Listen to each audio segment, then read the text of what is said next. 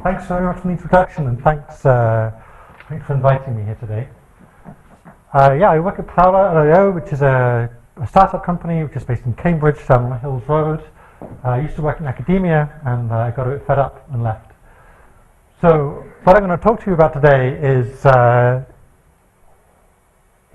I use Gaussian processes in machine learning.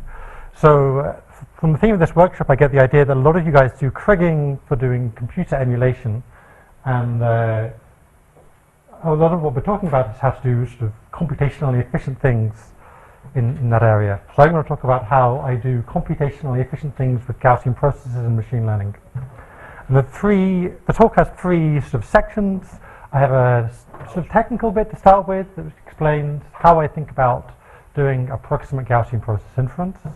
And then there's a little bit in the middle where I'm going to do, with some risk, I'm going to show you a live demo of how the software package GPflow works. I just want to give you a flavor of what's going on and why I think it's an exciting way to do computing. And then finally, if I've got some time, I will show you a few examples of the kind of things that we do with Gaussian process models at Prowler. Okay, so here's my first section. What kind of things do people in machine learning do with Gaussian processes? Well, here's a really simple example. I have two inputs and one response variable, and the response variable is just binary. It's blue or purple. And what machine learning people are usually interested in is, if I have another point, is it going to be blue or purple? And what they're usually doing is, instead of having a two-dimensional input, they have an image, and they want to say, is this a cat or is it a dog? Or is this really the person who should be unlocking this iPhone, or is it not? And you can do this with the Gaussian process. You just you have to do a few little tricks. Another thing you might be interested in is somebody gives you a data set and you want to do some interpolation, a bit like I'm showing you here with the Gaussian process, but you might have some outliers. And again, you want to have some kind of non-Gaussian model which involves a Gaussian process in some way. How do we cope with that? And the big thing in Gaussian processes, or the reason that most people don't like Gaussian processes in machine learning, is you have to compute this big kernel matrix. And the kernel matrix is number of data points by number of data points, and then you have to solve this kernel matrix. And that's a bit frustrating because with the number of data points is large, that gets expensive. So I'm going to show you how we avoid doing that problem and get around this non-Gaussian problem as well at the same time, using a simple machine learning sort of method. So to understand what's happening here, let's have a quick recap of what happens when we're doing Gaussian process regression. So I think of Gaussian processes as a prior distribution on functions. So this is my picture of a prior distribution on functions. Every little blue line is one function that's under the prior somewhere. And when I generate a data set using this, I say, well, I picked a function from the prior. That's this purple function. I don't get to see all the other functions. And in fact, I don't get to see this function either. I just get to see evaluations of that function at some points. And probably I don't get to see evaluations of the function directly. Maybe I get noisy evaluations of the function. So I don't get to see the function. I just get to see this data set. And the goal is work out what was the original purple function. So this is a Bayesian inference problem. And the only thing that's a little bit special about this Bayesian inference problem is I have this non-parametric object in there. I have this function, or this distribution on functions there in the model. So the cool thing about Gaussian processes that I think most people in this room know is that you can solve this problem in closed form. There's just a little equation that says, you know, k inverse y, and boom, you're done.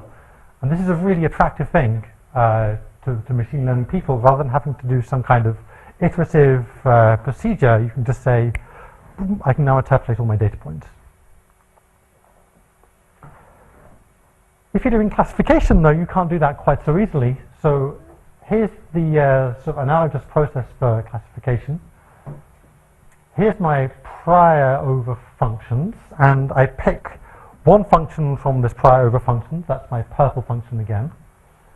And what I do this time is I squash that function. So I take this this y-axis which goes from minus infinity to infinity, and I pass it through some sigmoidal function, a logistic sigmoid, for example, and I end up with this red line here, which is somewhere between 0 and 1.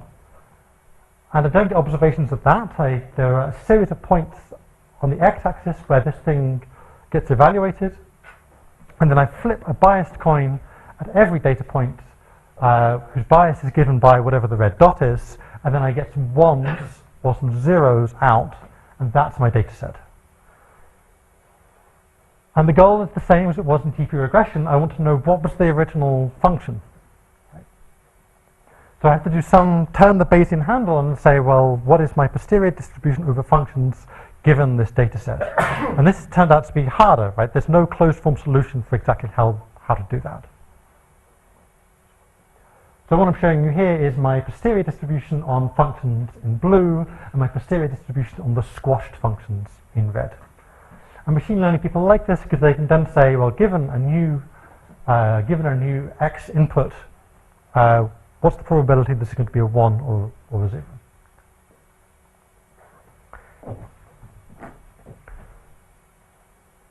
So there's been an awful lot of work in Gaussian processes to try to make them work for large data applications.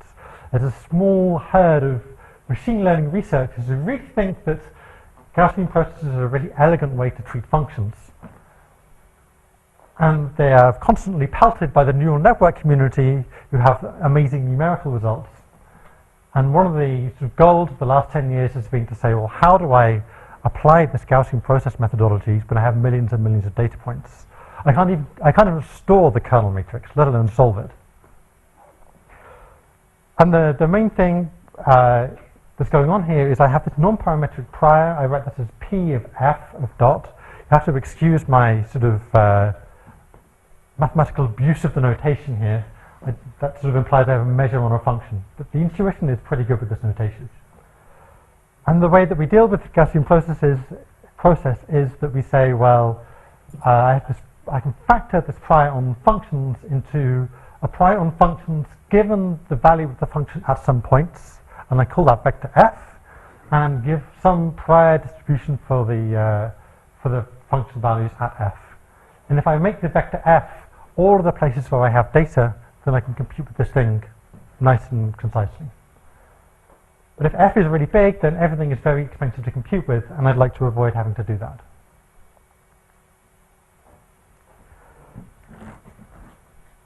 So here's a small detour into something called variational Bayes. So variational Bayes is the mechanism that we're going to use to try to solve this problem. So we want to avoid computing this big kernel matrix, and we want to be able to deal with non-Gaussian data in our Gaussian process problem. And variational Bayes is this machine learning technique for doing approximate inference. We have to make some kind of approximation in our model. We can't compute the posterior exactly. There are many choices that we could make. We could do some kind of Markov chain Monte Carlo. That would give us an approximate posterior. Our choice is variational Bayes, and I'm very happy to talk about the pros and cons of that if we want to discuss later.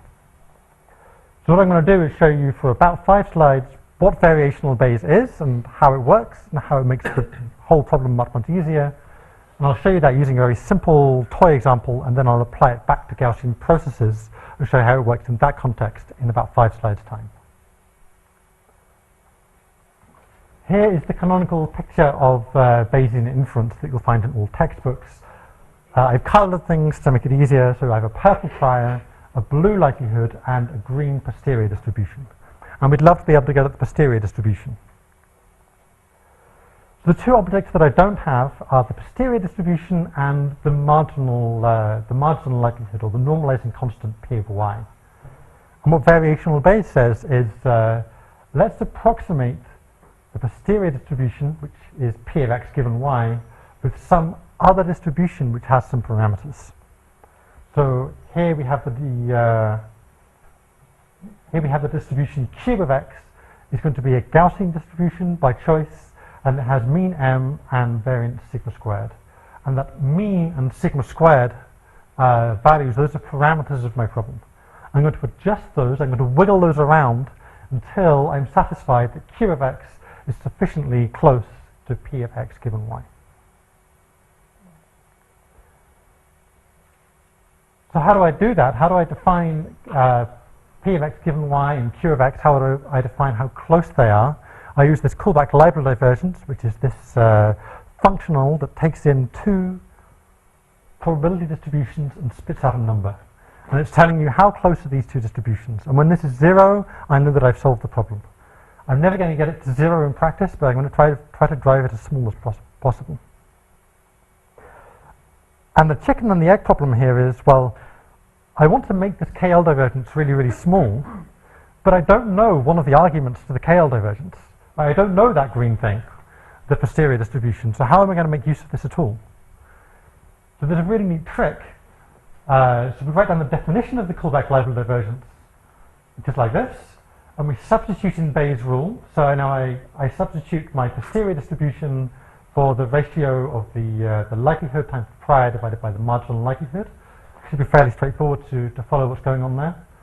And then I say, well, this marginal thing, P of y, is not a function of x, so I can move it outside the integral. And now I have something inside this integral, which is a function of Q of x, and I have this, this log P of y, which is a constant as far as Q of x is concerned. So this term, which involves the integral over x, we call that the elbow, or the evidence lower bound. This is the objective function. And what we'd like to do is, we're going to minimize that term, ignoring log P of y, but because log P of y is constant, this is a reasonable proxy for minimizing the callback libel divergence. So the minimum of the negative elbow term is the minimum of the KL term. And it only contains things that we know how to deal with. It only contains Q of x, P of y given x, the likelihood, and P of x, the prior. This is what it looks like in practice. So here's that simple example again. I've got this green distribution, which is my posterior, and I've initialized my approximating Gaussian thing of some random point, and I do gradient-based optimization on the mean and variance of this Gaussian distribution until it's as close to the posterior as it can be. And this is a good point to say, even when I've optimized this thing, the approximation is pretty cruddy. Right? I've sort of captured roughly where the mass of the distribution is, but the tail behavior of my approximation really doesn't match the tail behavior of the real posterior distribution. Pretty nasty approximation. Sometimes that's as good as you're going to be able to do. Sometimes if you want to fit a Gaussian process to millions of data points, this is the kind of thing you're going to have to live with. The other thing to say is, this is a great place to start, right? We could get close to that green distribution if we just made the red distribution more flexible. The metric for measuring how close these things are is still a good one. The only restriction is I forced us to use Gaussian distributions. What if I used a mixture of Gaussian distributions? Or what if I transformed a Gaussian distribution through some monotonic nonlinearity? These are the kind of open questions in this kind of research at the moment. But for now, we'll say we're going to stick with this Gaussian thing.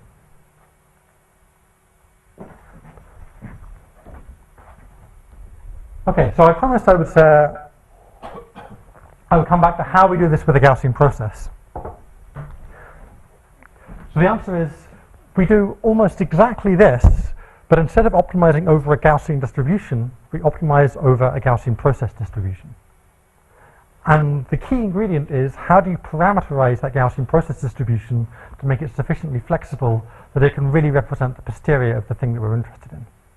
That's what I'm going to try to explain. So the kind of models that we're interested in don't look too different to that silly example I showed you a second ago.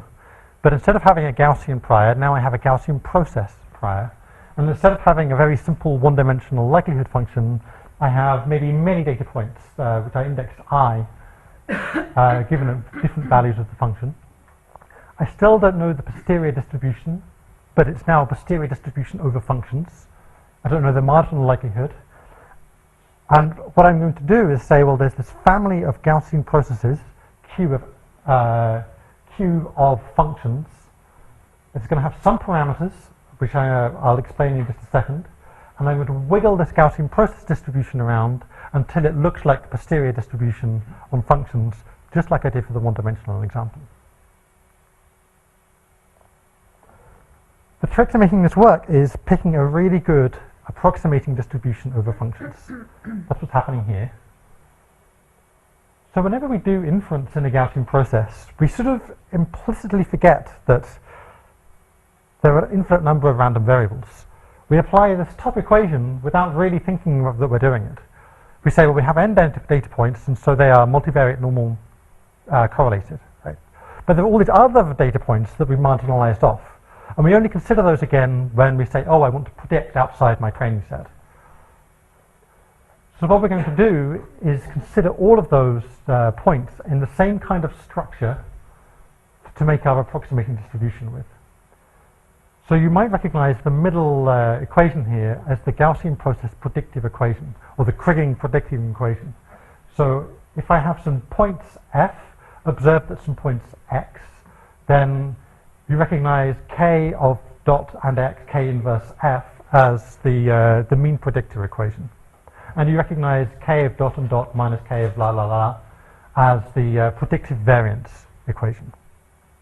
So I'm going to take this expression and I'm going to adjust it to suit my needs to make some form of q. So I'm going to pick some points z, and the z point is going to live in the same input domain as the Gaussian process has. And I'm going to put those into this expression up here. And I'm going to call these values at this point u.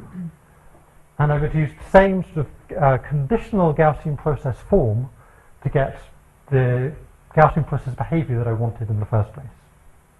And additionally, I'm going to introduce some parameters m and l, which are parameters of this multivariate normal.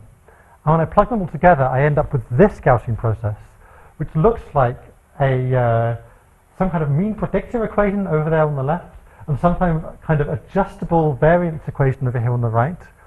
And I can move this expression around by changing z, by changing m, and by changing l to get me different Gaussian process distributions.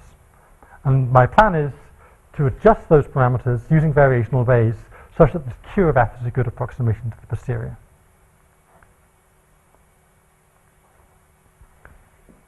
Let's have a little look at what that kind of means. So this is a picture of my Q distribution. Here I picked to have 1, 2, 3, 4 points m, four support points for the process. And as I move the vector m around, you can see that I'm moving the value of the function around. Fairly straightforward. And as I move this matrix L around, I can change the sort of posterior variance, or the variance of this process around. And as I move the positions of these support points around, I can move how the process is responding over different parts of the space. So I set up my elbow equation, and I throw this thing into an optimizer, and I say, well, minimize this callback library divergence with respect to those things. So here's this problem from earlier where I said I had this Gaussian process classification. I've got these 1s and these 0s, and here I've got just 5 support points, and this looks like machine learning now. I have some objective function that I want to optimize. I plug this into a machine learning framework, and this moves my distributional functions close to the posterior in some way.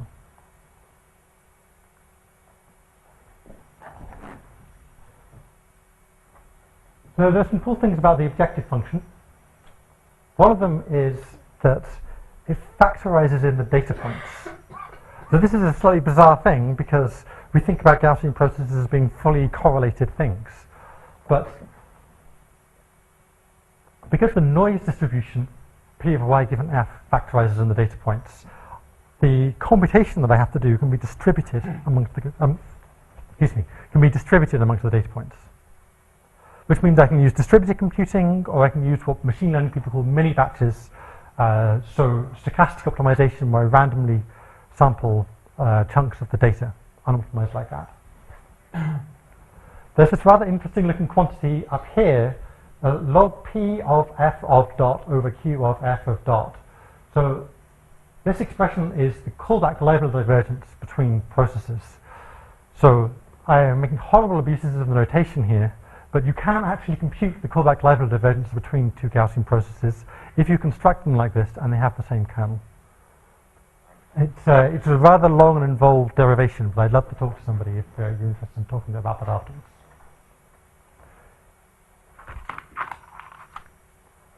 Okay, so this is a really good point for me to ask myself some questions. So whenever I'm showing this to new people, they say, well, wait a second, what's going on here? So I've anticipated some of your questions. Here are some of them.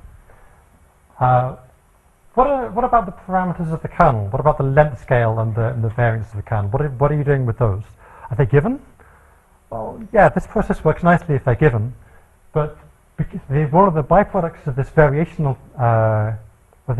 method is a lower bound on the likelihood, on the probability of the data given the parameters of the kernel, and I can use this as a proxy and do approximate maximum likelihood estimation for those guys. A massive question is, how many Z should I pick? How many of these points, these support points, should I have in my approximation? And my answer is, how big is your computer?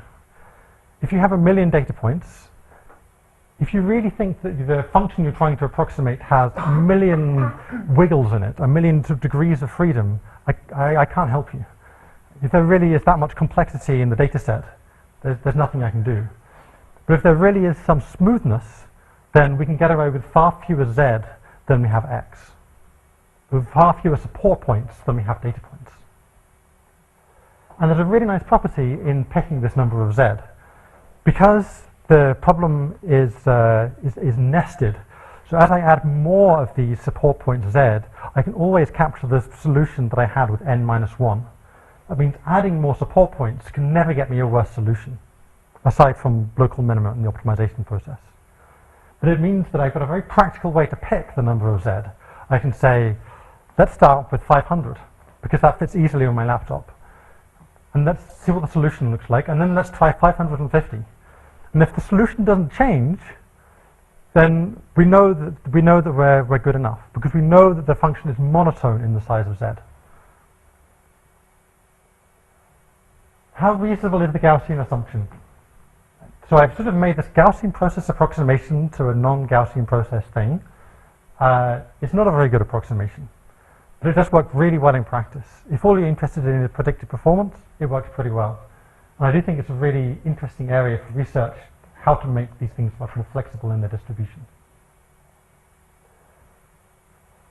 What if the likelihood doesn't factorize? So what if you have something like a Cox process, where the data depend on some integral of the Gaussian process? I have no idea. I would love to be able to solve that kind of problem. What if the likelihood is Gaussian? Well, there are some neat mathematical tricks you can do there. You can actually solve some of these optimization problems in closed form, which sort of takes you, it's like a single Newton step to the solution, if you like. So there's some extra tricks if you think there's only Gaussian noise on the problem. And then, of course, our Gaussian approximation or our Gaussian assumption is fairly reasonable. Okay, that's sort of the end of that section. I said I wanted to brave a quick live demo.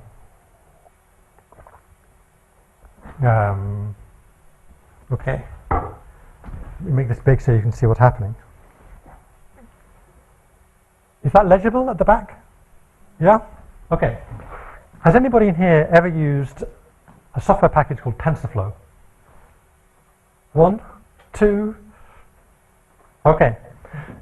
I think, so TensorFlow is a package from Google for doing deep learning. But it can do an awful lot of things that are not deep learning, and I think lots of people should be interested in it. I don't work for Google. I don't have any affiliation with this package. There are several other packages that do very similar things. But I just want to show you the way that this thing computes so that I can explain how I use this in these Gaussian process models. So this is my Python shell, and you can do things like that with this just like you would do in any other language. So I can do something like this. Looks pretty standard. This is how most Python things are computed. TensorFlow does something a little bit different. So in TensorFlow, you do something like this.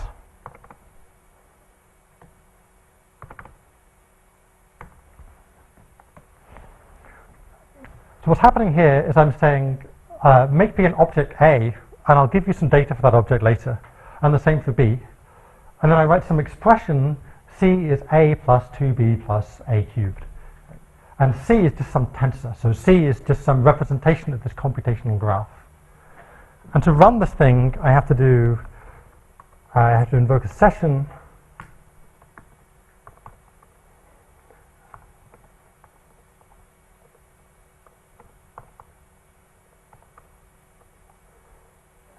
like this, and it gives me the answer. This seems like a fairly roundabout way of doing computing, but there are lots of advantages. The first advantage is the smart guys at Google can reason with this object C.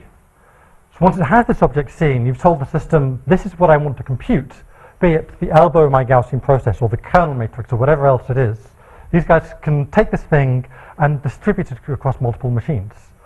Or they can say, compute this bit of the graph on the GPU that you've got available, and send this bit here off to the cloud. They can do other nice things with it, like do monitoring of the computation as it goes along, and give you a nice log of what's happening.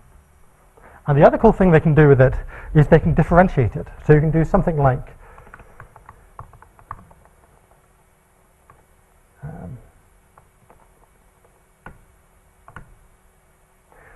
this. So I can compute the derivative of C with respect to A. And the result is not a symbolic result. It doesn't know how to differentiate a polynomial.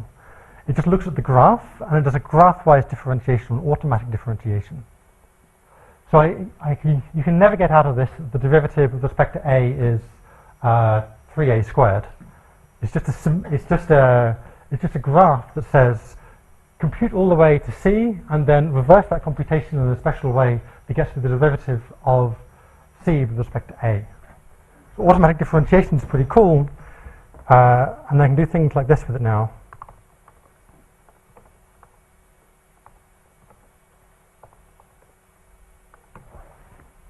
So I can say, what is the derivative of this expression where at the point where A is 3 and B is equal to 5? And you can compute this thing for me.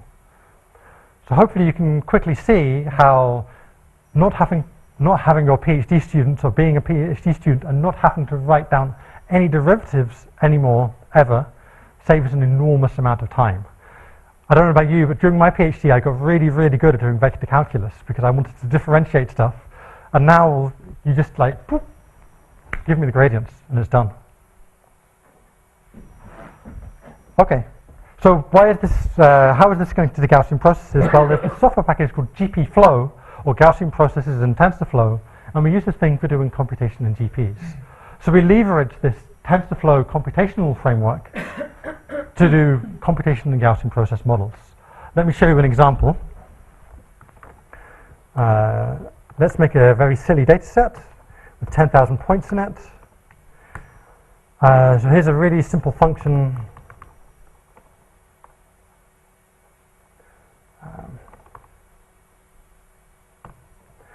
Here's a really silly function with 10,000 data points in this little wiggly thing like that. And we'd like to do some Gaussian process regression on this. We write something like this line here. So this is saying use the SGPR model, or the sparse Gaussian process regression model. So that's the sort of technology I was showing you a second ago. You define the kernel by saying I want GPflow.matern32, a sensible choice, I hope you agree, and you tell it what a good guess at some support points might be. You make an optimizer, and you tell this thing to optimize the model. I hope that it works. Yeah, that seems pretty good.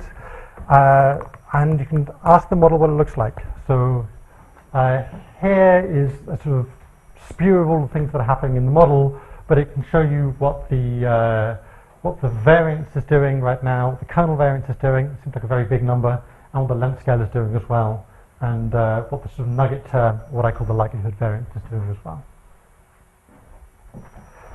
So now I can do something like this, and ask this thing to make a prediction.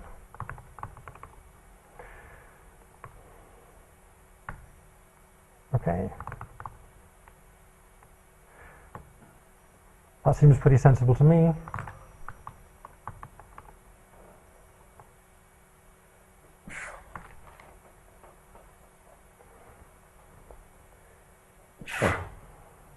Okay, so we've ended up in a rather nasty sort of local optima of the Gaussian process problem, where we've chosen a very high variance and a reasonable, fairly long length scale as well. But you can see this thing has solved the problem in just a couple of seconds on my laptop with 10,000 data points. It's very straightforward to implement all kinds of Gaussian process models here for regression, by classification, for with and without nugget terms, and you get all of this nice Google-type computation for free.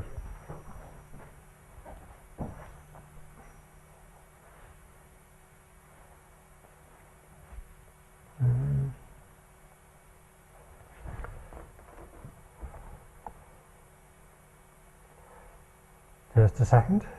Okay, I've got sort of five minutes. Okay. Excuse me. So if you'll excuse me, I'll just use these 5 minutes to show you some of the really cool stuff we can do with this software package, and some of the stuff we're doing at my company. How many Question Zs? at the back? Yes. How many Zs did you pick in the? How much what, sorry? How many Zs? In the example I just showed you, it was 10. So it was really tiny. So if you're running it live on a thing and you wanted to solve in 5 seconds, 10 is a good choice. But in practice, we pick numbers like 1,000 or 2,000. If you have a really big problem with many data points, then those are the kind of numbers that we're choosing. So we find that we get, there's a sort of technical thing going on here, which is the parameters Z are part of the approximation, and they're not part of the model. This is a really important and subtle distinction. So lots of other people have techniques that look similar, and they say, well, here's my approximation to the kernel matrix using some support points. And they say, well, you know, and I make sure that my kernel matrix is close. And I think, well, approximating the kernel matrix seems like a really bad idea, because I don't know how, small errors in the kernel matrix could be really big errors in the inverse of the kernel matrix, or could be really big errors in the prediction. You really have no idea. It seems like the wrong thing to be targeting to me. I think what we really care about is the predicted distribution or posterior distributional functions, and we target that directly.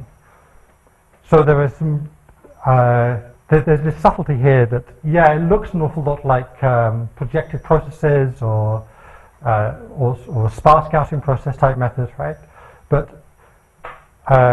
it doesn't suffer some of the fallacies that you get with those methods. Okay.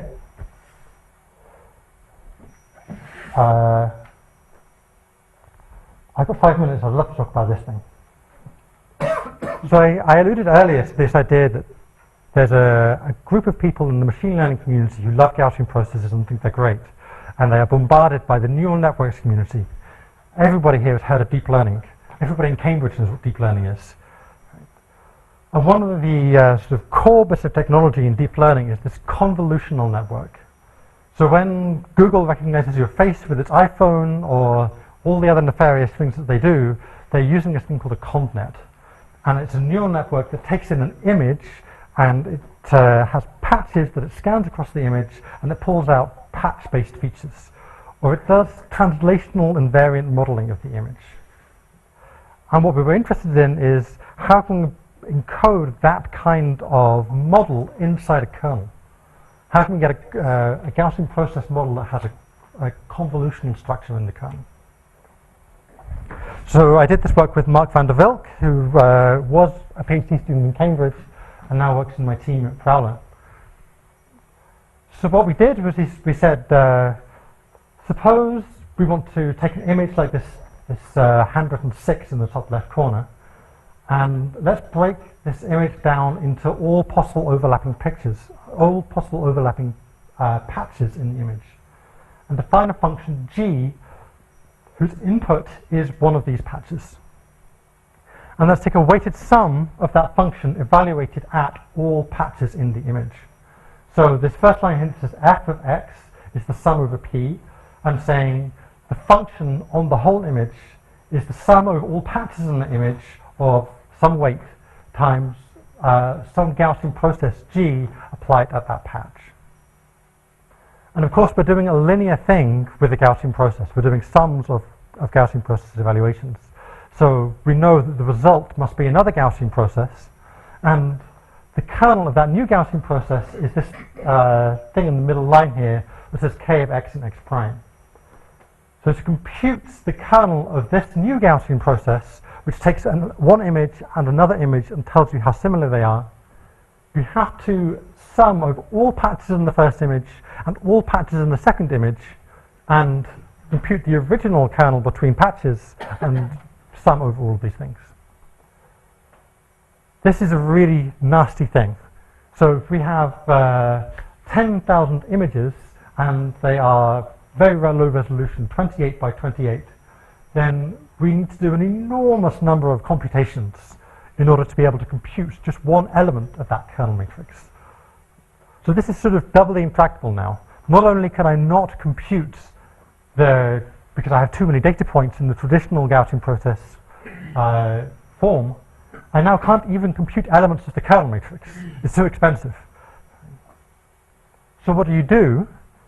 Well, we took the same ideas as I was showing you and said, instead of taking points in the function, those red bars that I was moving around earlier, let's make those red bars in the original function g. And then it turns out that all I need to be able to compute is the cross variance between points in the original function g and points in the function f, which is given by the single convolution on the bottom line here, down here. So my computational complexity now is sort of involves a single convolution, which is kind of acceptable.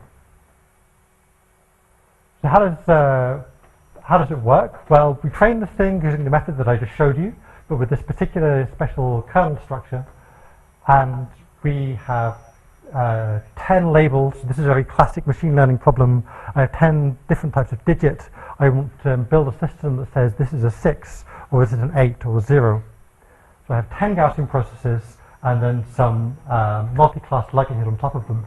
And what I'm showing you here is how each of the 10 different g functions respond to this image in the top left.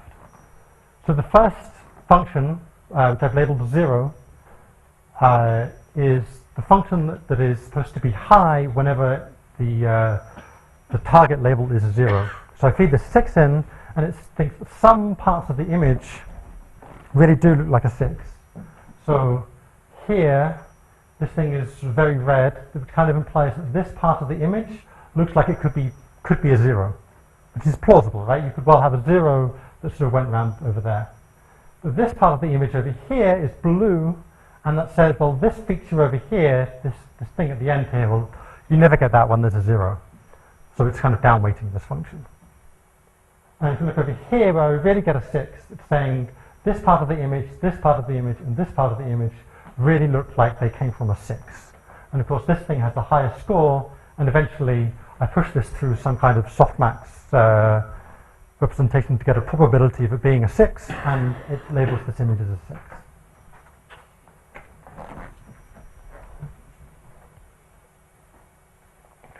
Let me show you just one other thing that we're doing at Prowler. This is one of my researchers, Vincent Dudois. We're interested in modeling processes that have very non-Gaussian behavior on the output. So here's an example where I have a system with one input x and two responses y1 and y2, and the density of y1 and y2 changes as a function of x in a very non-Gaussian way. So I'm showing this red patch here, which has no data inside it, and I'm showing you these slices through the response function in blue, and you can see that the response to the data is this kind of cone with a sort of peg in the middle. And even though I don't have any data in the red region, I can interpolate the data either side and get this cone like this. So how do we do that with Gaussian processes in this framework that I've shown you? Well, we have latent variables attached to every data point. So now we have a Gaussian process that maps from x and an unknown quantity to y1 and y2 variables, independent Gaussian processes for y1 and y2. And not only do we have to learn the Gaussian processes in the way that I've shown you, we also have to learn what the latent variable associated with every data point is. And the result is a kind of model that looks a little bit like this. And we're motivated to do this by trying to model where people take taxi rides. So this is a map of Porto, and this is the river down here flowing through the city. There's some bars over here and the city centre over here. And our model here takes in the time and location of the beginning of a taxi ride and is trying to predict the destination. So you can see this is not a regression problem. There's no way that you can sort of regress the target of a taxi ride on where people took a taxi from. There has to be some very complicated multivariate distribution on the output. So as Vincent is clicking around the map here, the orange dot is showing you the origin of the taxi ride, and the heat map is showing you the distribution of where we think people are going to take a taxi ride to. So most people take a taxi ride to here, the city centre, but at different times of day, and depending on where you start your taxi ride, you might have different distributions of where you might want to go to. I think that's a good place to stop and take some questions.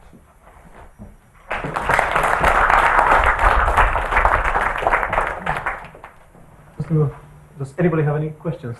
Yes, please, Bruno. So in the simple Python demo you made, you said you took 10 points so that it runs fast here. So those 10 points, I did not get the philosophy how to get the Z points. Assuming you know how many, but how do you select them out of the very big data? How do I select What is them? the I rationale? don't. That's the cool thing. They're part of the optimization problem. I didn't select them. I initialized them randomly, but they're parameters. They're parameters of the approximation. So because I'm not even in the right presentation. Hold on. Where did this thing go? Okay.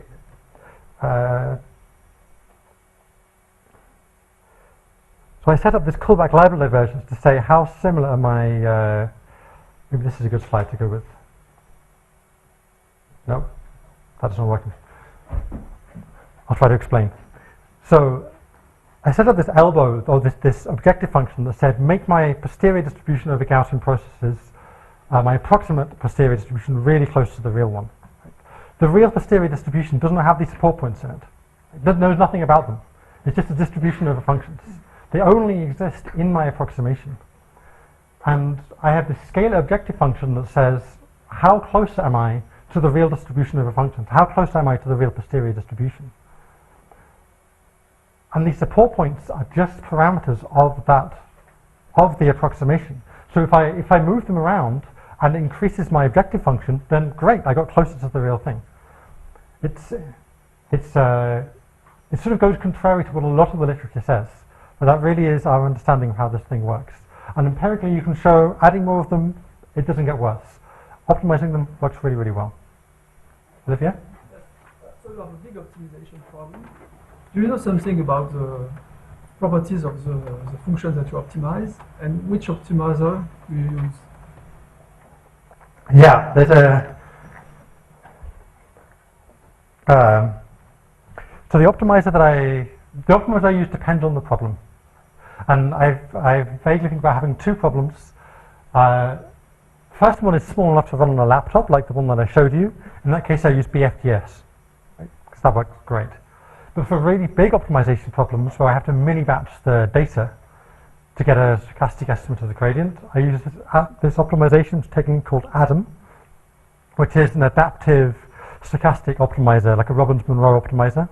It works very, very well. There's a really nice paper by a guy called Dirk Kingma explaining this method. And the other thing is we use preconditioning based on the Fisher information in the approximation. So because we're optimizing over distributions, we know something about the space of parameters we're optimizing over. We know that some parameters correspond to the mean of the distribution or the mean of the Gaussian process that we're optimizing, and some correspond to the variance. So there's a cool way to come up with a good preconditioner for the gradient that helps enormously. So this is sometimes called natural gradient descent. Henry? Can you use the method to do what quite a few people are interested in, like spatially adapted covariance matrix, like, can you use it to actually get a posterior for the length scale and other covariance parameters? Yes. So that, I guess the thing that it can't do is always interpolate. So if you have 10,000 points and they're all completely noiseless, and you really, really want to interpolate them all, I can't interpolate them with only 1,000 support points. It just can't be done unless you get very, very lucky and they happen to lie on some manifold. But if there was a little bit of noise in there, a little bit of a nugget term, and one of the speakers earlier alluded to this as well, thanks for that. If there's a little bit of nugget term, if you're happy with that, then yeah, you can get very, very close with a reasonable number. And one of the really cool things here is because we're optimizing over where the support points are, and we're doing that in a rigorous way, we can get a lot more mileage out of each support point than if you just pick them. Okay. Okay, in the interest of keeping time, I think I suggest that we continue this discussion later. Thank you very, very much for your Thank you for inviting me.